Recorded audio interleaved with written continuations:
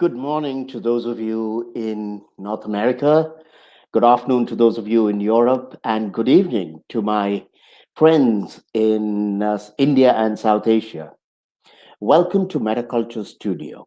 Starting in 2008 and pretty much full time from 2013 2014, as the liberal world order started visibly deteriorating, I found myself trying to alert people to what I saw as the real and present dangers to civilization. As you can see from the current state of India, the rise of authoritarian China, the economic and military weakening of the West, and the collapsing of social systems across the world, I may have been understating the urgency. Just for the record, without liberal democracies, ideas like peace, equality, and justice would be irrelevant. For that matter, without liberal democracy, you can give up on protesting the government's actions, reading your favorite author, or even talking candidly amongst friends. Those lovely folks in China, Saudi Arabia, UAE, and our homegrown despots will tell us what we can and cannot do. Since 2017, from my home office in Washington, D.C., I have been trying to educate people about our existential and civilizational crisis. You can find out more about our courses and activities from the link on the chat. The Metaculture Studio conversations, which you're a part of now, are an attempt to go back to the basic foundation that underpins all social activities. And I would even say civilization itself, the warm and intelligent conversation. I don't know about you, but I'm tired of arguments, opinions, and angry people trying to beat up on each other. Here, we are not trying to persuade, stimulate, or even excite. Here, we are trying to model what gentle but meaningful conversations might look like. Each segment, I invite someone very special, not because he is a famous writer or she is a brilliant scientist, even though that can happen. My guests are here because they are sincere thinkers and good conversationists whose company I enjoy. Welcome, Kaumudi. Hi Ashok, how are you doing? I'm so happy to be here. Likewise, you're one of my favorite people. And it's so weird, even though our paths crossed in the Deloitte trainings in New Delhi many, many years ago, 10 years ago. The fact is, we've never really met in person. And yet, I feel I have a good sense of who you are. But I don't think our viewers or listeners know you very well, unless, of course, your friends are already signing in. May I ask you to say something about who you are, both professionally and personally, whatever you want to share? Who is Kaumudi Goda? So you don't remember me, but I remember you. So that's the first thing that you might want to know about me is I stalk smart people. I met you, didn't forget. I've been following your work all along. Kaumudi Goda, I also go by KG. I'm an Indian national. I am a lawyer by training, and organically that career grew into work around business consulting, DEI work, which you and I are going to be debating today, and executive coaching and training. I currently live in Singapore. I have three boys. One is an overgrown football fanatic who also works for the and and I have two munchkins. And I've been following your work, particularly, I think, more closely over the last couple of years because of the metaculture courses, which I found very, very useful and helpful. So I'm excited to be here with you today, Ashok. Fantastic. So I think the best way to start is by kind of having you talk about why this subject of diversity, and of course, with it, ideas like exclusion, or rather, inclusion and equity, are so important for you. What brought you to this work? I think with any larger theme, it's perhaps useful to understand what's the personal connection, and that's why you're asking the question. I must admit, I get uncomfortable around personal questions. I prefer to keep it professional for most part. but because it's Ashok. I think it is impossible to grow up in India and not be aware of and see othering in action. Mm, Growing up, I could see how age, ability, gender, even marital status, class, caste absolutely made a difference to the kind of choices that were available to you, to what kind of behavior is expected and accepted from you, and what you was allowed to do. And because I was keenly aware of it and experienced it, I always felt this deep need to champion for social justice. That mm, possibly is why I was so drawn to law school, mm, and I kept actively at it. Like a good Indian girl, though, Ashok, I kept that on low key. So my professional front was absolutely neutral and proper, and I worked hard and was a conscious overachiever in an attempt to feel like I belonged and deserved. And then all of my passion for social justice was secret. I did that as something I did outside of work. But when I came to Singapore, I was experiencing Asia as an adult for the first time, and I mm, realized nothing would change, mm, and that I didn't care anymore to hide it. mm. I care about these issues. I want to align what I do professionally with the values I very sincerely believe in, and that it was okay to align them and work very openly on these topics. So that's how it happened. Thank you. I mean, in a way, what you say about growing up in India totally resonates with me. And before we get started, one of the things that I like to clarify, and I know that you had asked me this question, why are you calling diversity, or why are you even questioning whether diversity is a racket? I mean, that's a very provocative statement. And let me give you a sense of why I decided to call our conversation. So, Um, can I first set up the context of what DEI is and then you dismantle it for okay, our viewers? Okay. sure So, thing, anything. okay. All right. So, the narrative is diversity is a fact of life. We're all different. You and I are both Indian nationals who are living abroad, and we both work in causes related to society. But you and I are very, very different. And that difference is universal. Everybody is different from everybody else. So, diversity is a fact. Mm, Inclusion is a feeling.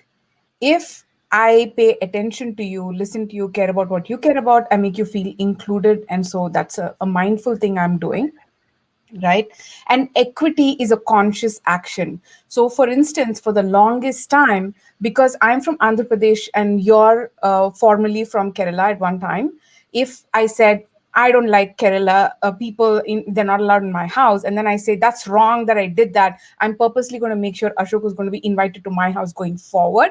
I am making a conscious mindful decision to do that, and that is equity. That is, Ashok is treated the way Ashok would like to be treated, and Kaumudi gets treated the way Kaumudi likes to be treated. Everyone gets equitable actions towards them. mm, So, if you don't like to come to dinner to my place, that's okay. But if you want to come to dinner, that's okay too. That's equity. So, diversity is a fact of life, inclusion is a feeling, equity is a mindful action. When we do all of those things, is when belonging or social justice happens. right. So, that is the current understanding in diversity, equity, and inclusion field. And now, dismantle it, Ashok. To begin with, I'm not sure I want to dismantle anything, Kaumudi. As I keep saying, uh, most of my work in terms of non adversarial conflict resolution and dialogue has been with the premise that much of this has become argumentative. Much of our differences are in terms of win or lose. And much of this, therefore, becomes a zero sum game. And the moment it becomes a zero sum game, the biggest loss is not just cohesion or coexistence. I think the biggest loss is learning. And so the MetaCulture Studio conversations, of which I think this is the fifth or sixth, it's very important for me to approach very difficult subjects with wonderful people like you, purely from a place of learning. So I really appreciate the clear way in which you have set up what you understand DEI to be. So allow me to add to what you're saying a Yeah. couple of other terms. The first term that I want to put across is pluralism, because as you put it, diversity is very clearly, it just exists. We Yes. can't get away from diversity, whether we like it or not. So, in Yeah. a way, advocating for diversity is kind of like a pointless exercise, because Yes. even if you get rid of, let's just say, from a neighborhood, you get rid of all the in Singapore, you get rid of all the Tamils, you get rid of all the Indians, you get rid of all the Chinese, and you have only the Malay born or Malaysia Singapore born people, you will still have immense diversity that you have to contend with. So diversity is a fact of life. Mm-hmm. Now, which means there's nothing that one can argue about in terms of diversity. You Yes. can figure out how to manage it. But Right. pluralism, like all isms, is an ideology. Mm. And pluralism is a very conscious mindset that Mm-hmm. we bring to the problem of diversity, where we say we want to accommodate and somehow create environments where diversity can thrive. Yes. The reason why pluralism is so important is because diversity is a given, even in a dictatorship or a theocracy. You will have diversity. In Mm. Iran or Saudi Arabia, you have immense diversity. They don't have to worry about managing it. They just Mm. absolutely will tell you, I'm sorry, if you are a Hindu or a Christian or a Baha'i, you just have to shut up and do what we tell you to do if you Mm. want to survive here. If you're a gay person in Afghanistan, you just have to shut up and not even come out. Because if you do, don't expect us to look at you with any kind of affection or empathy. We will destroy you or silence you. So, pluralism is a very conscious attempt and a stance that societies take to say, recognizing that diversity, we want to find a way to make it as possible for as many different types of people to get along and to create a reasonably cohesive society. So, this for me is the beginning, it's a standpoint. Only after I recognize the importance of pluralism and that at best, all it can do is provide the possibility of inclusion, possibility of whether it's equity or equality or social justice.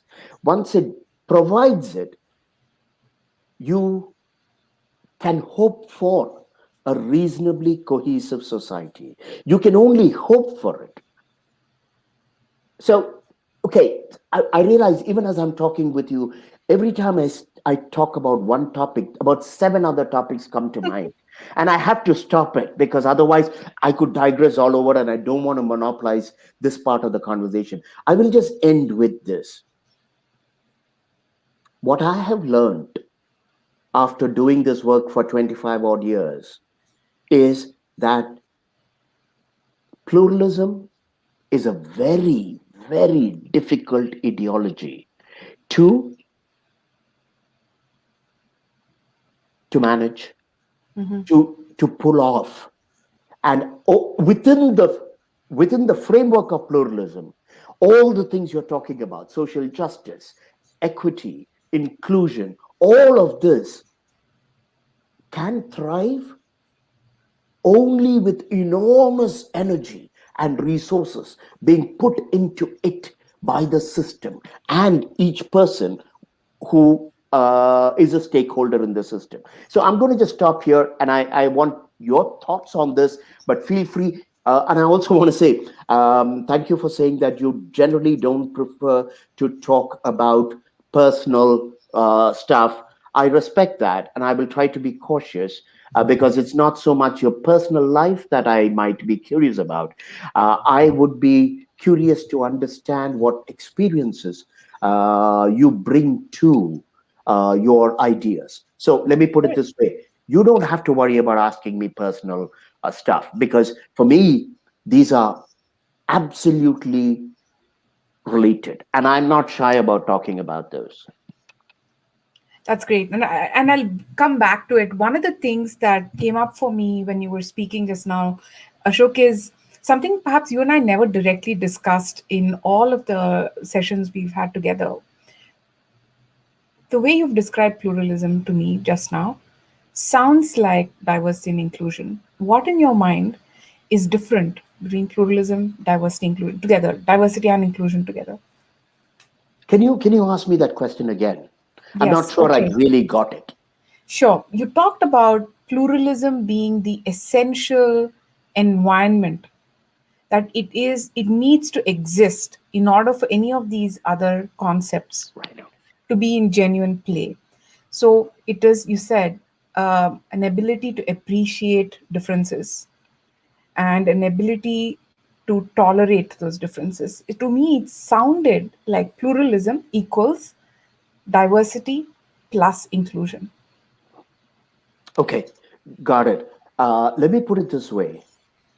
I use pluralism as a blanket term. It's a choice societies or even organizations make. Mhm. And that choice immediately puts in place or creates the opportunity for issues such as equality, equity, inclusion, affirmative action, all these things to come into play. If you decide as a society that you don't want pluralism, but you're a realist, you're not a fantasist, and you recognize that your society or your organization will always have diversity. You can't remove diversity. If you do not wish to accommodate for pluralism, you have a choice.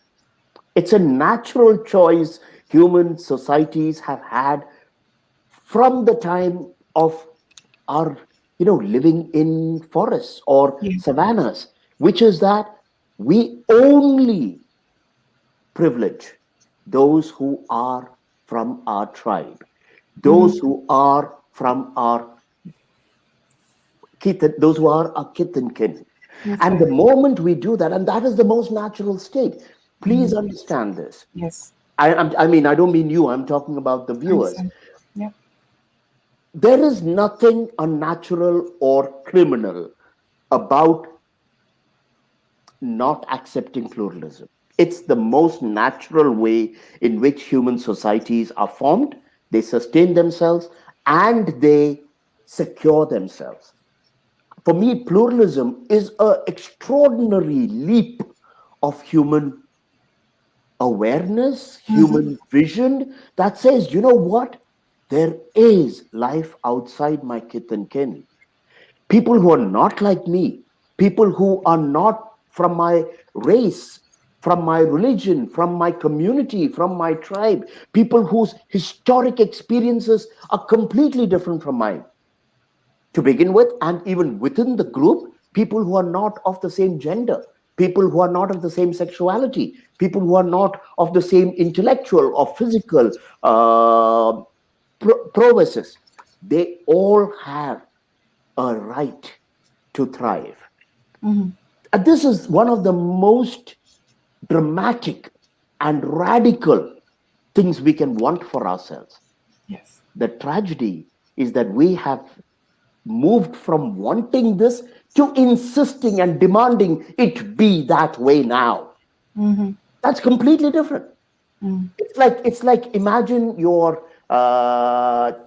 8-year-old saying, you know, yeah, I really like those fairy tales and folk tales where life is beautiful ever after, and I insist on it. and tells she hears the parents fighting, and she says, "But why? I saw the photo album when you got married, and you should be riding off into the sunset. You have no right to be upset with each other. You have no right to argue with each other. I demand that we be an extraordinarily happy family." I mean, we would say, "Honey, I know that's the way the story tales tell it, but reality is different. Honey, we love you, but you must understand, daddy and mommy are human beings. We make mistakes, and sometimes we get on each other's nerves, and sometimes we may even have to take time apart." We wouldn't hesitate to kind of educate a young person who refuses to grow out of the fairy tale world that she was immersed in at the age of 5 to 7. But we have difficulty saying that to people who want pluralism now on our Mm. terms, and we want complete equity and equality now. So this is one of the reasons why I struggle with it. Yeah. So you and I feel completely aligned with you until the last part where you talk about the difference between wanting it and insisting on it. um, I'm currently living in Asia, and the discussion around diversity and inclusion is at an infancy stage. Basic rights are not available. So it was as recently as 2020, Ashok, that the Hindu undivided family rights of a girl child to inherit was actually formalized by the Supreme Court in 2020, even though the actual amendment had come about a long time back. The Supreme Court needed to action it for it to be effective. So these are very real. That is to say, in other words, that if you have a brother, you and your brother don't have the same rights to inherit from your dad, inherit from your grandfather. So gay rights, rights for relief from harassment at work, rights that the office establish a ramp if you are differently abled, that you get a fair chance and a fair shot at your employment because you have epilepsy. These are all things that are not guaranteed in many, many, many countries in Asia. My problem with what you're saying, Ashok, is the idea of telling people, take a seat. It's much better than it was 75 years ago. So say thank you and wait your turn. Feels Mm. really wretched. And shouldn't we all work harder to make it happen? I love it. I love it. And you are absolutely right. To begin with, there's a tremendous difference between the situation in Asia, Africa, the Middle East, and Latin America than in North America or Western Europe. So let's first recognize that the challenges of pluralism, I'm not going to use the word diversity anymore. The challenges of I'm going to pluralism. convert you again, Ashok. Bring you back to DEI work. Well, you dangle one of those $1 million projects in front of me, and let's see how much integrity I have. Okay. um, so let me put it this way: if we can separate the needs of Western society from the needs of other societies, because Western society is in a very different place, and today we don't need to talk about this as much because your reality is in Asia. Okay, but suffice to say that we cannot conflate the situation in Asia, Africa, Middle East with the situation in the West. Now, the question of groups that have been marginalized and um, even oppressed, it's not a word I particularly care for generations. It's very difficult to tell people to wait, that you know you have it better than your grandparents, but Yeah. you cannot, it's not realistic to get everything right now. It's a very difficult message, also because unlike in the pre-World War era, when most of the world was colonized, today the idea of independence, political independence, the idea of individual rights is common currency. You see, until 1945, very few countries thought that they had the right or the capacity to free themselves either from their colonial masters or their own monarchs or tribal chieftains or lords. They did it. The beauty of living in the age that we live in today is that these ideas are no longer radical or new. We need to get away from the idea that if we are fighting for social justice, we are bringing in a radically new idea. It's not. It's about at least 70, 75 years old.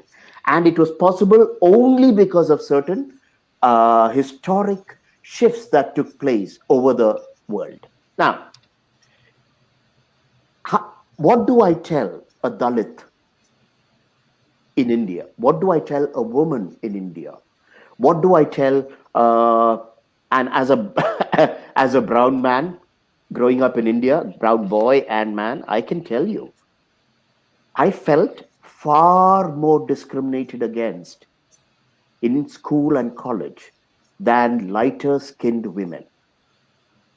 I don't normally talk about this, but I experienced more racism growing up and in college in India than I have experienced in the West. And the because of the kind of areas I was interested in, which were kind of it's the people in the educated classes and the upper classes that I had to work with because of my choices, my intellectual, creative, and professional choices. These were heavily represented, to not put a fine point on it, by light-skinned people. And these light-skinned people did not work very hard to make me feel like I belonged. I'm sharing something that is very important for me to recognize, that the idea of inequality crosses many, many arenas. It's not just gender, it's not just caste, color, educational background. If you're not from an IIT or an IIM, you are discriminated in the job market like you wouldn't believe. And people will tell you, oh, you went to that little school in Mysore. So the fact of diversity, the fact of inequality is a reality, and it's rampant. Now, telling people like that to wait is very difficult. I get it. Now, I know I've taken a little bit of time to kind of set the stage. Let me answer your question directly now. One of the things that I have learned, particularly in the last 10 to 15 years, no, 7 to 10 years, is that the only reason I, as a brown man, stand a chance in India, and I'm not a Brahmin, okay?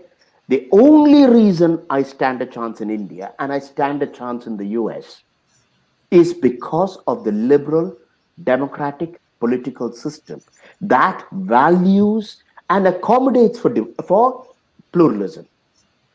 This is the only reason. If you took away the liberal, democratic, secular society or system in India, if you change the constitution, if you change the laws, you as a woman, I as a non-Brahmin and a dark-skinned person, I'm toast in India.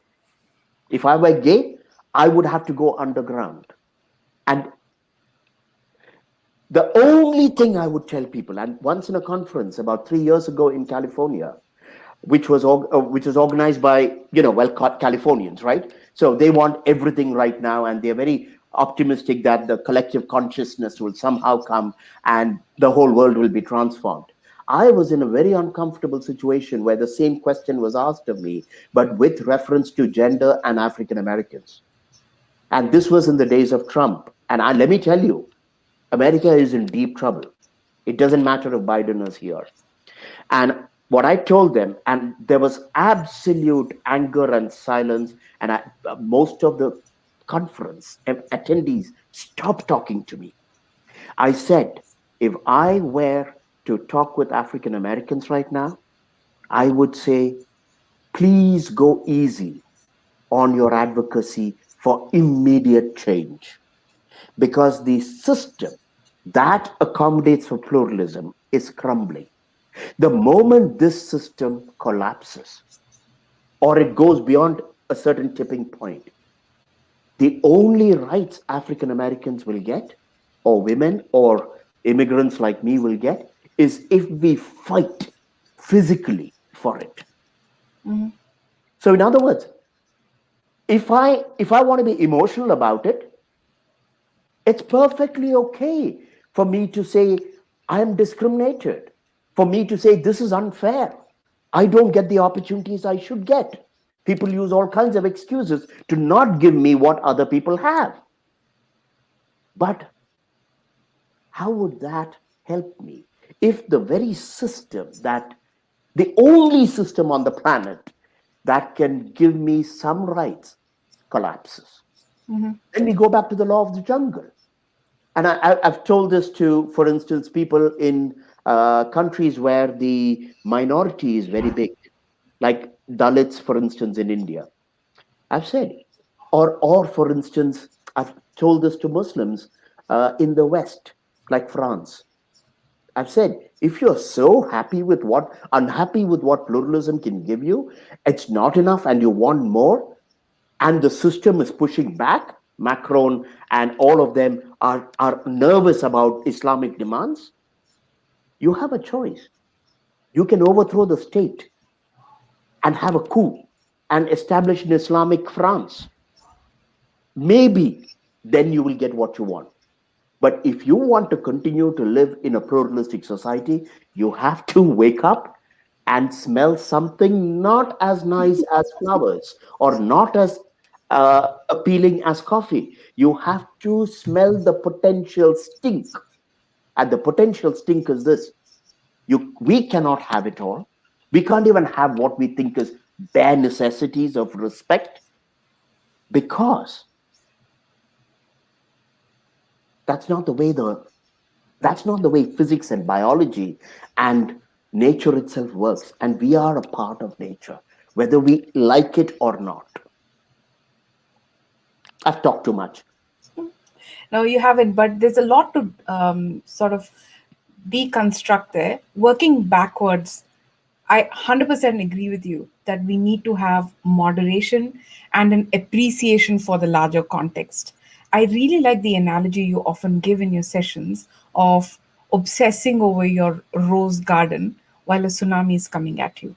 And when civilization and democratic societies and pluralistic societies are collapsing, that is not the time to hyper obsess about political identities. I get that. Identity politics is relatively perhaps a smaller issue compared to collapse of civilization. That's a beautiful analogy you give, and I 100% agree. And taking a little step back, the problem I have, Ashok, is there are a couple of things you said which make absolute sense coming from you, having worked in DEI for decades, but it's problematic for people who hear because it is often an easy stick to beat DEI advocates with. One is it is not apples to apples comparison, and it's also not Operation Olympics.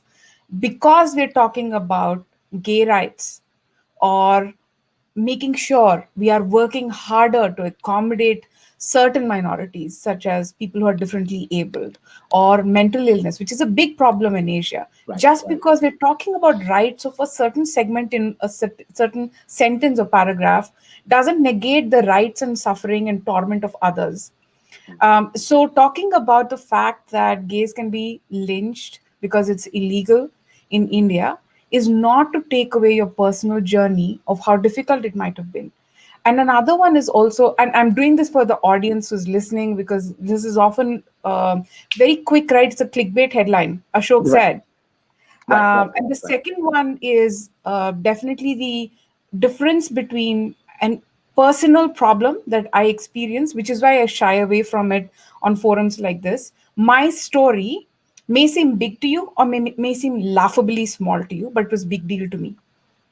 But whatever I'm facing is a personal anecdote. Mm, There is also, and we discuss this in our sessions, the society and the institutional and structural imbalances, which are deeply problematic.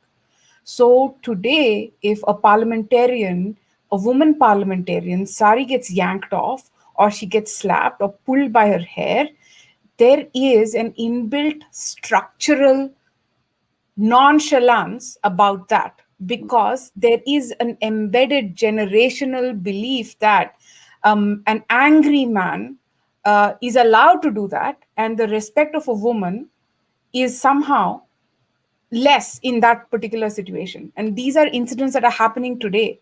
mm, So, structural imbalances, systemic biases are bigger problems. mm, Therefore, it's not the same if I have a little storm in my teacup, or Ashok as a young boy seeking to work in a field dominated by articulate, high caste, fair skinned women in India. You and I suffered, but a Dalit working in Cisco who was harassed in California because his managers, who were Hindu higher caste people, believed that they have a right to do so even in California, is a real thing that's currently being adjudicated in California. So people take these systemic and structural biases and take it with them. That's the second one I wanted to address, is different. It's not apples to apples. And the third one I wanted to address, Ashok, was that whatever is happening in the US, as a relatively, compared to you, a relatively new DNI advocate, particularly now, what's hurting my heart a lot is even within DEI conversations, it doesn't feel like all people are equal. Over the last 4 5 months, people have been dying like flies in India. And I don't see as much of an uproar. It's almost as if a tragedy strikes the US, it is extremely important. And it is. As an Asian woman, I know the ripple effect of civil rights in America has improved my life immeasurably. Having said that, my people are still dying. We cannot say that this has been solved 75 years back, Kaumudi. So please don't harp about women's rights because it's been solved. And this is not new, because it is very new in India. It is very new in Singapore. It's very new in Vietnam and Indonesia. So we can't say, look, just take a seat, lady. Asia, less important. And by the way, this is old news. We've moved on to cancel culture. So your gender rights is like an ancient conversation. Take right. a seat. That's not fair. It's a very real thing, because then they take that stick and beat gender conversation. You know how many times I've heard people in Asia say women have the right of the walk right now? We men are the, or LGBT is everywhere, and or trans rights are taking over compared to the percentage they represent in society. So they are just bullying everybody else. This is a false equivalence, right? It doesn't feel fair to me. Back to you. I love it. I mean, you feel so strongly about this, and I'm so glad you were able to express it with as much intensity. Thank you. But I didn't hear a question, and I don't respond to. It was a rejoinder No, there to, is no you made three rejoinder. points, and I those were the ones that bubbled up for me. I know, but I can't respond to rejoinders. I can only respond to questions So because let's go you're back to the, let me just clarify, because sure. the problem with our rejoinders is that it becomes a back and forth of trading opinions. I'm not interested in it. That's not part of what I do. The reason why I try to make this a learning conversation is because it's only by responding to questions that learning happens. Otherwise, it's my opinion versus your opinion. And I'm an old dog that's been at this game for so long. I see no value in rebuffing or rejoining to what you have said. So if you What ask me a is, question, yes. So Yes. I made 3 points. I'm going to now reframe them as questions. Question number one is it do you not agree with me that it's a very vast, complex problem with many nuances. Therefore, conversation around D and I cannot be reduced to men also suffer in India, or it's already been resolved in the US 75 years back, I because it's was, very necessary in Asia right now. yeah, but that was not a point I was making even remotely. So it's for me, it's a non sequitur. I mean, really, I mean, for me to agree or disagree is like do you agree that we need oxygen, or do you agree that too much Good. carbon monoxide? So for me, it doesn't make any sense We are to. aligned, it sounds like. No, yeah, but for me, it's kind of almost a pointless thing to agree on. Ask me a more a tougher question, Yes, which like challenges me, which challenges me. fair enough. That's fair enough. First of all, it I'm reassured and pleased that it sounds to me like the things that bubbled up for me when you talked about your perspectives on D&I, these were the thoughts that bubbled up for me. And the fact that you think they're non sequiturs, possibly to me, it sounds like you don't disagree. I think what I'm trying to get away from is emotional reactions to these issues. And for me, Okay. I gave the example of my personal experience to say, to merely talk of the complexity of this, not to talk about, not to therefore make the case that men also suffer. It sounds as though Of that's what course. you No, no. heard, because No, that's I just was not at all. clarifying it for our audience members because this is often you Right, have a very clear picture in your mind when you say that. right, And I have attended enough of your classes to know right, that context. right. But this could very easily also be a social media clickbait headline that I D&I see what work. you mean. Uh, Absolutely, that's all I had in mind. Yeah, but then that takes away 10 minutes of our conversation. So I'd rather not stick to that. Again, give So, me a tough question, a really substantive one. Otherwise, we just go back and forth. so I have one question that I was really curious about for a long time now, Ashok. You consciously stepped away. You're doing extensive grassroots work in diversity, equity, and inclusion. And then you consciously stepped away and your focus is different. Share a little bit about what you're focused on right now and why you have mindfully reduced your DI work. Let me go back to why I called this session diversity a vital need, or uh, a racket, a dangerous racket, because that was what I was alluding to. Mm, See, I became conscious of the difference between diversity and pluralism about 10 years ago when I started looking away from individual experiences of discrimination to societal structures. And I know you talked of institutional bias and structural racism. For me, when I talk of systems and when I talk of structures, racism is just one small part I of didn't it. see racism, but I I take your point. Yeah, so racism or any kind of discrimination for me is a very Discrimination. minor problem. Mm, The bigger problem is the system itself. mm, So unlike a lot of DEI people who constantly talk about institutional systemic discrimination, I mm, want us to step even further away from that. mm, And when I look at systems, I mm, am very conscious that all society is a system that has been created to help us survive. No society has been created with the primary goal being equality. Equality is a sophisticated idea. It's a stretch. So is justice. Nobody mm. starts a society, a sustainable society, with the idea of making it equitable and just and inclusive. You would collapse before you even start. All societies are created with the view to protect and secure the people who live there. whether it's from outsiders, whether it's from wild animals, whether it's from nature. Okay, so that's the first thing. So when I look at, so when I started looking at the larger system, I realized my own work for about 10, 15 years by then of trying to talk about anti bias, trying to talk about discrimination, racism, sexism, Islamophobia, homophobia. I was scratching at the edges. And if it bled, I thought I had made a difference. While the larger system was collapsing. Remember, I started doing this work in 1996. Yeah.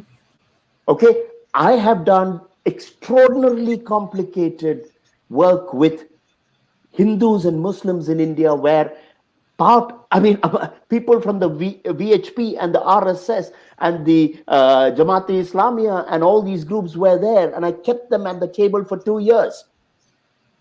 I know a little something about what happens when you focus on individual rights, when you focus on group rights. All this while, the larger system in India, which was secular, which was liberal, was starting to weaken. And let me give you one anecdote, minor anecdote. When I started the Hindu-Christian and then the Hindu-Muslim dialogues in India, starting from around 2012, 2013, the Congress government was in power. Everybody was raging, upset for all kinds of reasons, corruption, this thing, that thing. And of course, the Muslims wanted more rights. They felt they were being discriminated. The Hindus were really pissed off. The Christians were pissed off. And this is the group I had together. But interestingly, the Hindutva groups were one of the most interested in attending these. I had to drag the Muslims. I had to drag some of the Christians. The moment Modi won in 2014, and we were still working as a group, I noticed a fantastic shift. The Hindus who until then were accommodative suddenly sat back and said, yeah, what do you want? What do you want to talk about? Their entire demeanor changed. We are in charge now. And there was a qualitative shift in the conversations where it was almost as though the questioning from that point was whether India should be secular, whether minorities should have rights, the same rights, whether minorities have an equal right to be citizens. It was no longer about whether Muslims should be allowed to push for greater rights. And this is why I say no human rights are possible anywhere in the world unless the larger political system is designed to accommodate it. And two, very importantly, unless the majority population or the dominant group is interested in giving minorities any leeway at all. So the moment I realized what was happening, and I realized that it didn't matter if I yelled and shouted and strategized to try and get better rights for any group. It can be women, it can be gays, it can be brown people, it can be Muslims. None of that would work unless the system and the dominant group was even remotely interested in accommodating it. So for me, it's like, why the hell am I wasting my time on this? Because it's almost like trying to take care of a wound in my leg, which isn't healing, without addressing the deeper issues of my diet or something else. I keep bandaging and I keep dressing my wound, but there's a fundamental problem with my entire body, which needs addressing. This is why I step back. And I need you to recognize one thing. I am not against inclusion. All my work has been Yes, that's about clear to me. participation. And there's no question of participation without inclusion, or no question of inclusion without participation. All my work and my belief system is based on the idea that we humans are inherently, we have a right to be treated with dignity and respect and as equals. However, there's no point in my getting on the high horse. I can satisfy my ego as a crusader for human rights and assist in the destruction of the very system that gave me an opportunity to advocate for human rights. That's as simple. And tomorrow, if in the US or France or in India, the system stabilizes, and we know that politically and otherwise, at the dominant group, let's say white Christians or secularists in the US, say, you know what, we're not feeling threatened. We want to accommodate brown people and gays and everyone else, but we need to negotiate. We need to figure out how to do this. I will be back advocating for minority groups. But for me today, that is an irresponsible luxury. In India, until 10 years ago or 7 years ago, it was important to continue to advocate. Today, if I were a human rights person in the US, I mean in India, I would try to really figure out how to somehow keep the system going without placing greater strains on the system. And I'll just add one more thing before I step away. If I were working with corporations, I would not come in there trying to get companies to invest in expensive ramps, expensive redesign of their buildings, or to bring in very complex protective measures for Yes. women or gay people at this point in time, What would you do instead? because I would want the company to survive. When the world economy is struggling, when it's entirely possible, and according to my thesis, everything is going to change in the next 5 years. The companies that are the biggest today, except for a few software companies, not software, technology companies, they are going to have their innards pulled out. The consumer economy is going to be trashed. This is an unsustainable economic system globally. And at that point in time, when a company is somehow trying to survive, we beat up on the people who are trying to keep it going by saying, no, by bringing on any kind of a, whether it's a corruption, minor corruption allegation, or a minor, he didn't look at me the right way, we are adding to the collapse of that company. And if that company goes, everyone working in that company is at risk.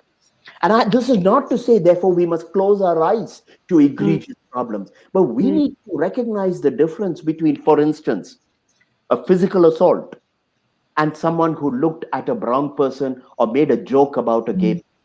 If we cannot make out that difference, we don't deserve to even be equal in a situation where we are minorities. What gives us the right? The nature doesn't give us the right to be equals. There's nothing in nature that says I have a right not to be eaten by a tiger, that a snake doesn't have the right. It's an infringement of my right to bite me. No. And we are animals. Let's face it, human beings are animals. We have this veneer, the social civilization veneer, which is cracking. So that's where I'm coming from. Okay. I'll share with you what I'm struggling with, and I always do. You're making a really, really important point. What I want to ask is, if we all admit that the one truth is that nature is brutal and we all have an inherent tendency to gravitate towards sameness, we know this. We currently have some semblance of a more sophisticated understanding of what it is to accommodate, whether you call it pluralism or inclusion, um, different perspectives and differences. You're making a really good point that organizations might collapse, societies may collapse. Do I understand correctly that you're saying because that's happening, we should put this on the back burner at the moment? Mm. That's not what I'm saying. Okay, but because I'll just follow that up with one question for you, which is that if we admit that by nature we tend to gravitate towards sameness, some of these regulations and understanding we have right now is actually helping make things better. To take your analogy, when we know that lions and snakes bite, having nature reserves and saying you cannot encroach on their wilderness so that they are protected and you're protected. These rules are good Mm. because we have so many human beings do that mindlessly. Similarly, if we have some existing rules, should not at least some people continue to work on that? I love it, and I really love the analogy and the example of nature reserves. So let me put it this way: I am protected from the lions and the snakes and everything else because, as a species, we have the power to separate the lions and the snakes and the crocodiles from our environment. In other words, as a part of Homo sapiens, Mm, because of the industrial revolution and everything else, we have reached a place, unlike 1,000 years ago, where we can push the lions and the tigers into sanctuaries so that we can watch them from afar and we are not threatened by them. mm, Now, but you come to society, mm, it's the dominant group that very often is the lion or the tiger. It's not the minority group that is the lion or the tiger. The only reason today we have rules in place to protect mm, minorities is because of the post World War II compact coming out of the Universal Declaration of Human Rights, coming out of the backing of Western countries, the allies who won World War II, to that forced most of the world to agree and sign on the dotted line which said we will not tolerate genocide, we will not tolerate egregious discrimination or the taking away of individual rights. Okay, that is the only reason why countries like in Asia or Africa or anywhere else even remotely gave minorities any rights at all, because it was backed by the United Nations in the beginning, but mm, mostly by the US, which was this 800-pound liberal gorilla that had the power to sanction, had the power to step in and do horrible things to other countries, but they also advocated through their domestic example of what a liberal state would look like, which is not to say they didn't make all kinds of terrible mistakes and they mhm. were not hypocritic. This is not a black or white issue, but only because of the US first, the UN, and the EU. Now, today, let's come back to your question. So, when I look at your question and you say, but shouldn't there this work also happen? I say the work can also happen as long as the system exists. The difference between the way I look at civilization today and a lot of other people look at it is I see civilization itself breaking down. Mm, I see the liberal 20 late 20th century, early 21st century liberal framework breaking down. When that breaks down, it's a given that dominant groups like illiberal democracies in Turkey, in Hungary, in Poland, we will see the same thing happening in many other Western countries. The appetite for pluralism is reducing. I just want to again take another step back, because in talking only about this, we are missing a very important aspect of creating change. mm, So far, we've been talking of human rights and advocacy. mm, You can advocate only if that system exists. But the problem is, coming out of the civil rights movement in the West, particularly the US in the 1960s, we have deluded ourselves into thinking that change happens best when you push and fight for it. You Mm, legislate for it, you mm, enforce it, and mm. all of that has merit. Nobody wants to talk about the more sustainable path towards change, Which is? which is bringing about a shift in thinking, in Mhm. culture. You see, in order to, nobody wants to touch culture right now, and we could have an entire session, a conversation on why nobody wants to touch culture. It's the left, and the liberal left's Achilles heel. Here's the point: why does majoritarianism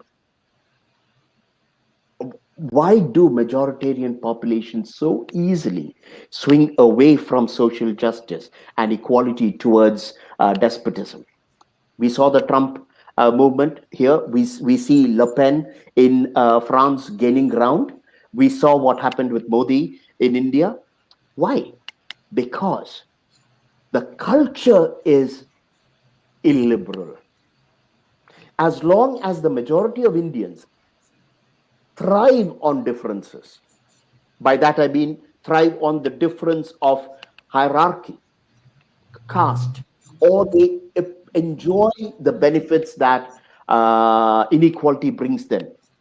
The moment you have a demagogue like Modi, they will follow the demagogue and they will walk away from any commitment or interest in equality, social justice, inclusion, or anything else because their interests are to preserve their own advantages and benefits.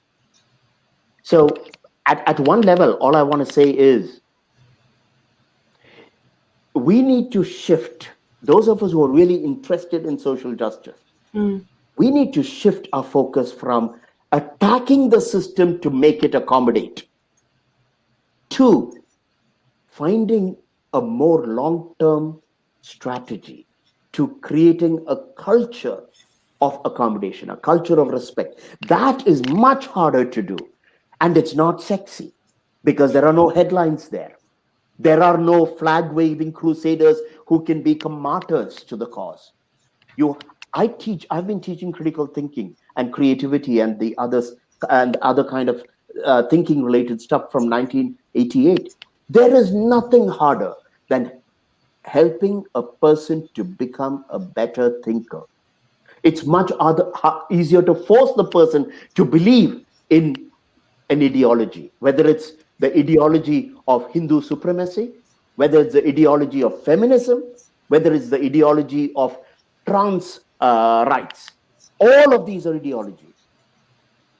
I stopped being respectful of people who quickly change from one ideology to another because they are as dogmatic and as fanatic.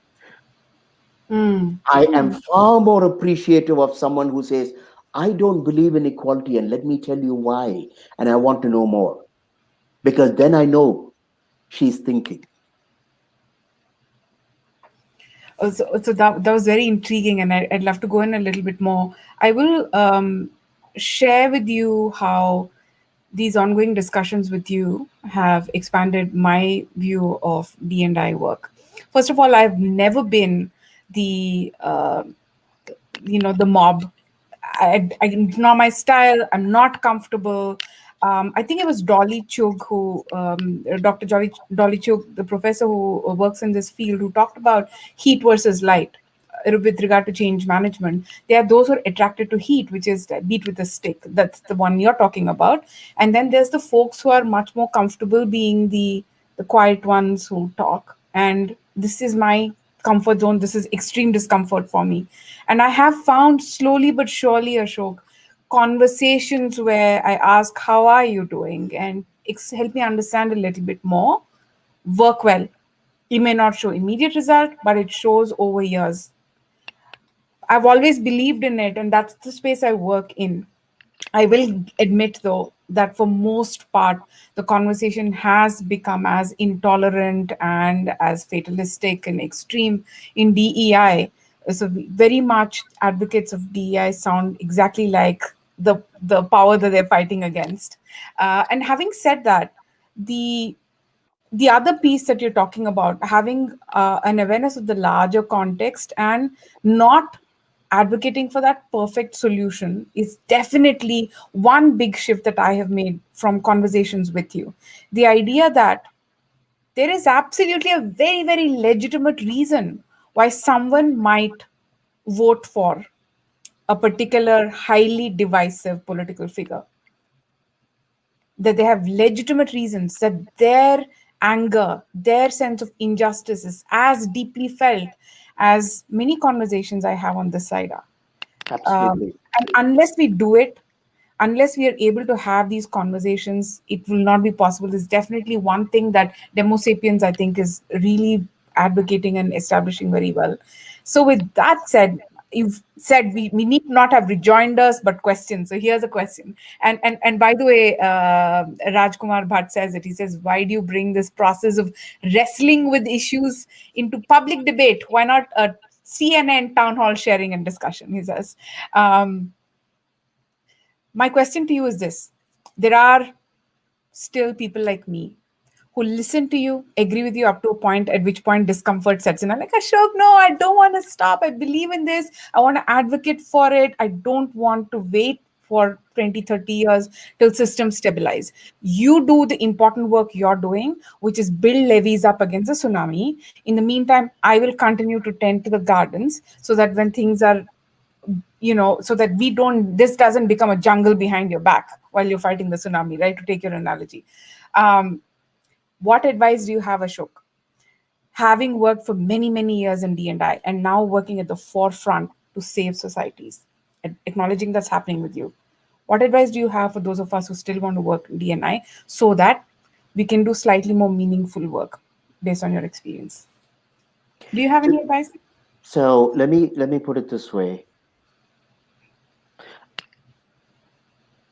I know it's not fashionable to be pessimistic. It Mm, upsets a lot of people, but my work is pointless.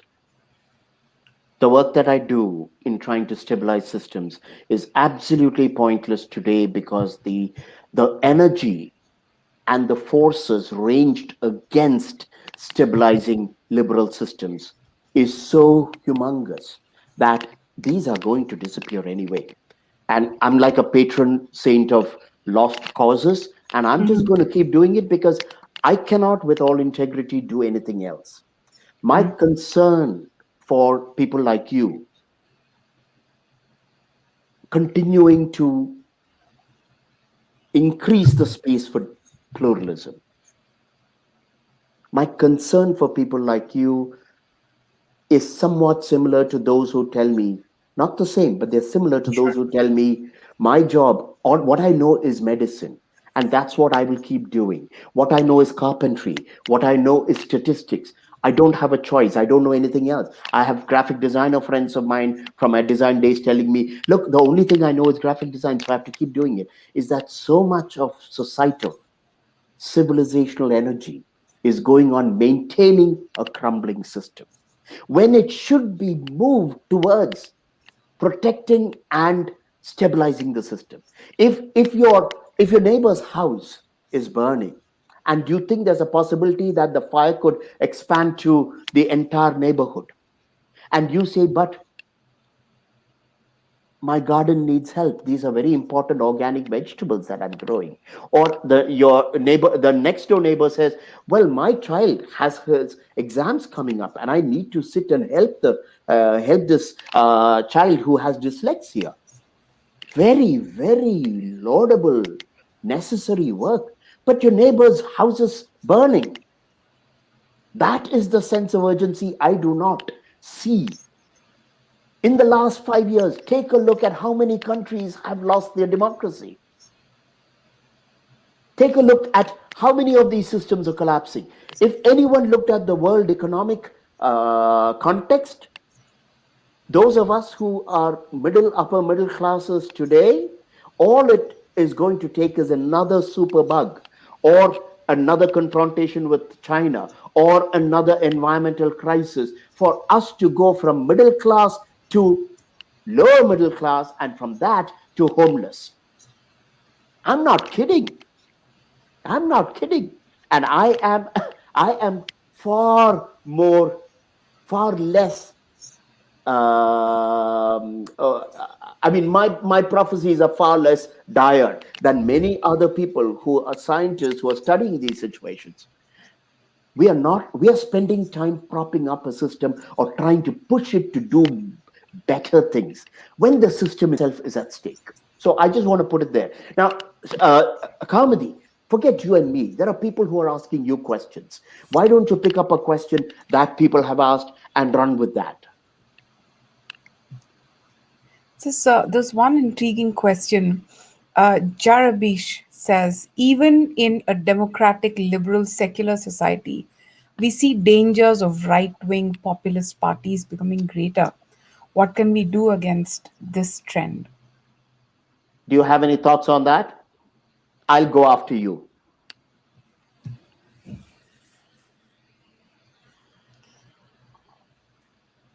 So I think fundamentally this question for me is problematic because it positions as one worthy of defense and the other not being worthy of defense. I think perhaps the better thing to do is to understand what's going on here, that this is coming up, what has happened because of which we are observing this in a particular country or across several countries, and maybe expressing, allowing people to express themselves on this might actually help. I have friends who are absolutely adamant on one side or the other, and this inability to converse in any meaningful way is, first of all, the biggest problem that I'm observing. Jarabish, please do share with us if this resonates with you. Ashok, what would you say? I think what you have said is a great segue into what I want to say. I agree with you. And the way to do it, particularly if there's right wing populism and a majoritarian revivalism taking place, the first thing I would do is be very concerned about where these people are coming from and what they are suffering from. The what I have seen in India as well as in France and as well as in the US is the moment we see this right wing revivalism, people from the liberal left attack it, absolutely attack it. There is no attempt at finding out why is someone so against women's studies? Why is someone so against Pride March? Why is someone so against the burqa in India or anywhere else? The point is, we need to start recognizing that people respond to situations based on what they see as threats. Mm-hmm. Remember, we are all animals. Our antenna are not geared towards critical thinking, towards philosophic truths or spiritual, metaphysical ideas. Our antenna are geared primarily towards threats. So, if people are starting to get fed up of minorities, if people want a demagogue or a despot, people want military rule, we need to really step back and ask them, hey, are you suffering in some way? In what ways is the system not working for you? The point is, and I know this in the US, these voices have been silenced by the left wing, I want to say left wing leaning institutions, particularly in academia and in the nonprofit world and today in corporations. They have been silenced, they have been fired. And that is the best way to bring in the next elections someone who is far more powerful and despotic than Trump, and in India, more despotic than Modi. Ashok, I'm going to be naughty and bring in a DEI for a framework that just because it's going to annoy you. So, for example, with Jarvish, I'd say, the classic formula of asking four questions might be useful for you when you type this and you're thinking about this. Whose voice is saying this? Who is saying that there is a problem of right wing extreme politics? The second one is whose voice is missing. In the way you've asked this question, whose voice is missing, whose perspective is missing. And the third one is who benefits from framing the question in this way.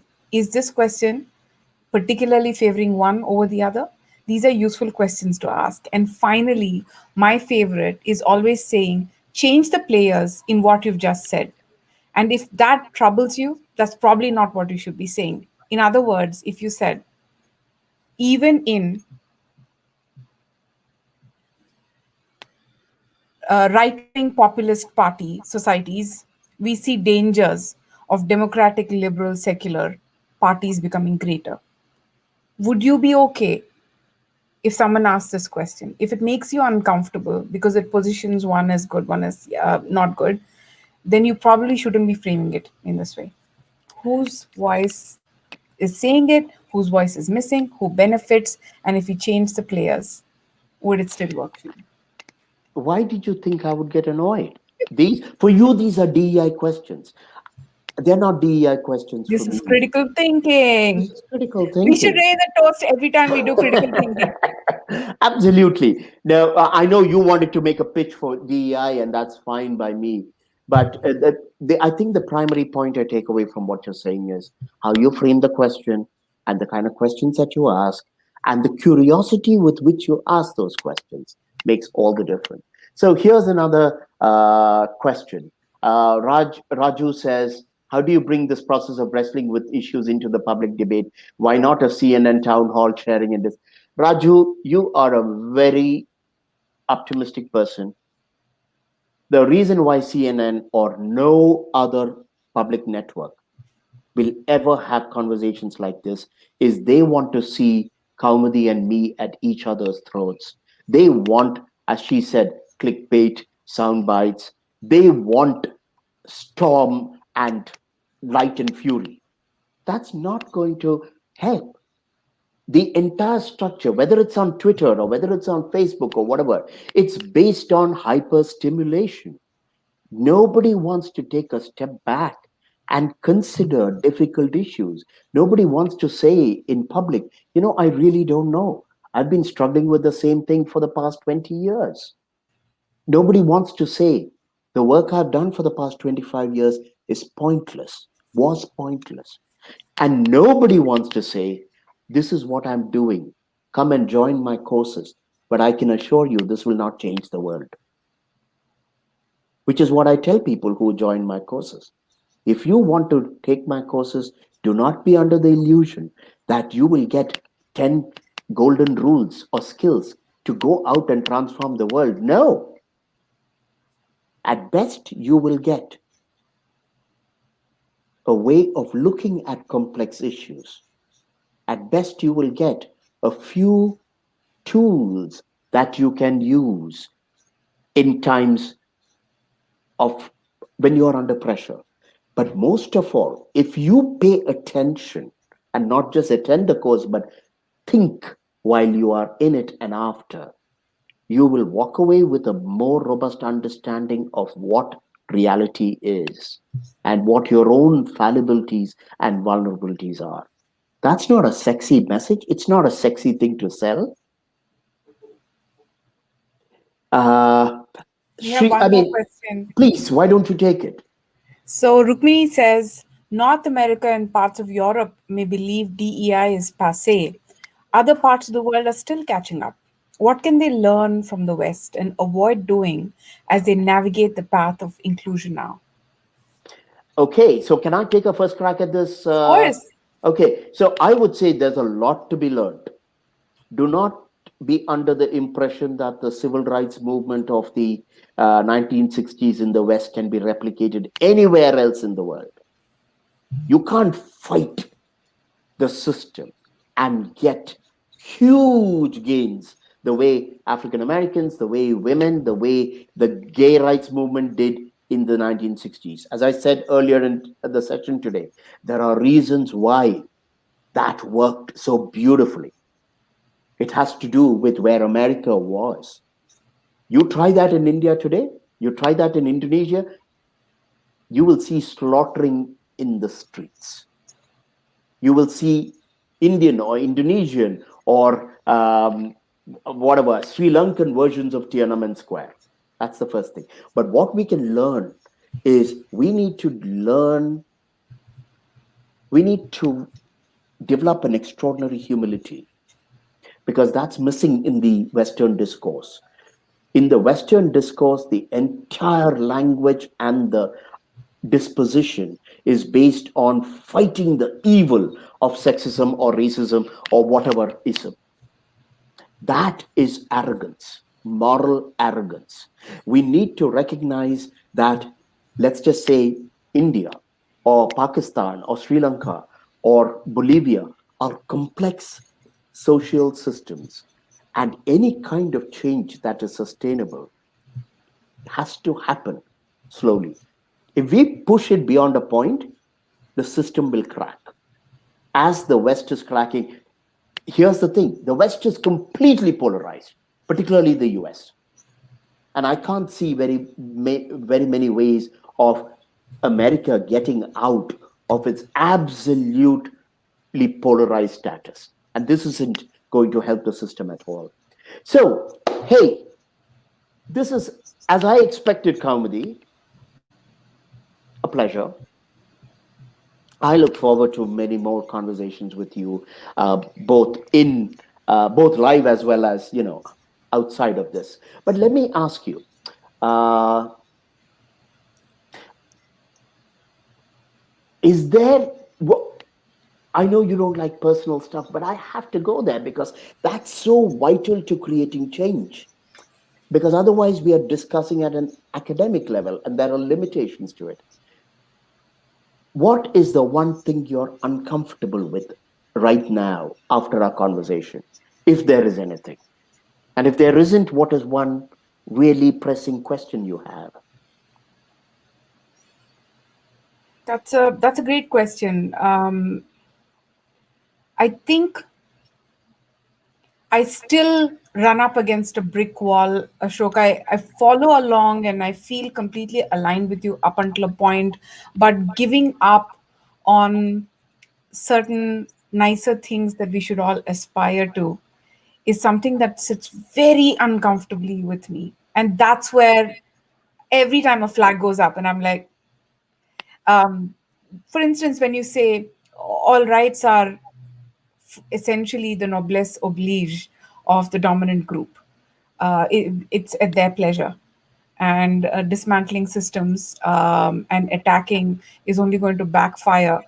I get it logically, but I feel very uncomfortable at the idea of either accepting or telling other people to wait their turn because it's so hard to nail down what are the timelines, what is okay and what is not okay, right? You said let's draw a line between actually lynching somebody versus looking at someone askew, but there is an ocean of nuance in between those two extremes, isn't there? Absolutely. And I just want to say two things. It doesn't mean giving up, it means working at it differently. When you are putting, so for instance, think about this. Let's just say I have a mission to lose weight and to get fit. It's very important. It's a good thing. But suddenly, let's just say I get some bug. And at that point, I have to stop my weight loss. I have to stop my gym activities. And I have to, for the next 6 months, treat myself for the virus or the bug. I'm not giving up on anything, but I'm deferring things until my system can handle the diet and handle the exercising. So the moment we say giving up, we're thinking in terms of zero sum, which is not useful. So that's the first thing. There was another point that you made, and can you just repeat the second part of the question for me? Um, That there is a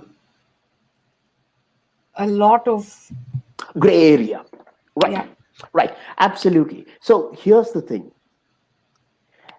One of the reasons why social justice, human rights folk, uh, people who fight for equity, inclusion, all of this, they have difficulty reconciling with what I'm talking about is because they see the world slightly differently from the way I have started seeing it. Mm-hmm. I see the world as what it is. I've changed. Until 10 years ago, for me, the world was what it should be. The Mm. moment you walk around in the streets or in meetings or wherever with the idea of what the world should be, your entire framework is about what it isn't. In other words, women are not 100% equal. Gays are not 100% equal. If I'm a Muslim or if I'm a minority in a society, I am not benefited, privileged, or advantaged the way the majority group is. These are the things that are not working. Whereas when I look at the world, and this is a huge personal shift, when I look at the world as what it is, and I recognize despite our veneer of sophistication and Mm. civilization, you and me and the rest of the 8 billion people on this planet are this close from being brutes. Our DNA is 99.5% the same as other species. If that is the case, Mm. I am so grateful that I have the dignity that I have. I am so grateful when I have at least the modicum of equality. And that changes everything because now I'm committed to somehow preserving what I have, stabilizing the systems that gave this to me. My grandparents didn't have that. Being lower caste in India, my grandfather, my dad's father, was not allowed into any college in Kerala or Tamil Nadu. He was such a brilliant student, he had to travel to Calcutta to a missionary medical college and become a doctor. From a village in Kerala, he had to go all the way to Calcutta to even get educated. I have access to the best places in India and everywhere else. Am I going to take that lightly? No, because I know history. The difference between me and many others is I have abiding respect, not just for human evolution, but for history. And I know that where we are right now is a historic accident. And Mm. like all accidents, this will change. So if I'm really committed, and I am committed to pluralism, then I have to be far wiser. And I cannot afford to give, vent to all my frustrations about what I don't have and what some groups don't have. I have to stabilize the system. Last word from you, Kaumudi. Okay, so I don't agree with everything you said. Having said that, I love our conversations. I always come away with so much food for thought. And I'd like to, if I may, Ashok, just touch upon something that both Rukmini has asked, as well as Sri's question, which we didn't get to, which is a message for folks who are based in outside of North America, working in this field of diversity and equity inclusion. I would say that perhaps what's important is compassion. In Asia, saving face is very important. When you ask me what is it that I, KG, worry the most about, it is the cancel culture. If I make a mistake and make a false step, I'm setting myself up for major trouble. And it is very, very important in the Asian context to understand because it's always such a competitive thing. Everything is such a scarcity mindset that there's very little compassion for self, compassion for others. So, if you're working in a field related to social justice, whether it is pluralism and democracy or diversity, equity, inclusion, don't indulge in mindlessly canceling yourself, canceling others. Allow yourself to make mistakes. Imperfection is a natural state of affairs. You're going to make mistakes. Ashok and I briefly touched right at the beginning before we started about art and artist. It's the same thing. Even idols will have feet of clay. The second one I wanted to share is also intersectionality, which Ashok also talks about, which is that there's multiple things at play at any given time. And if we are not able to engage in conversation and really just listen and understand each other, we'll go on as you've said, Ashok, exchanging rejoinders. You won't change your opinion, I won't change my opinion. Therefore, asking questions and really, really listening to understand with the second piece. So, more self compassion, more curiosity. I love it. I would completely back you in both that. I wouldn't use the word intersectionality because I'm allergic to that term, but the point you are making is a very important one. Thank you so much, Kaumudi. It's wonderful to talk with you. I'm not You're going to give up. I'm going to see and continue to see if I can lure you back into DEI. Viewers, please send us $1 million contracts so that Ashok can work together. We can have him back in DEI. The only thing that would work is filthy lucre, lots of silver coins so that I can give up all this nonsense about integrity and, that crap. So anyway, thanks so much, Kaumudi.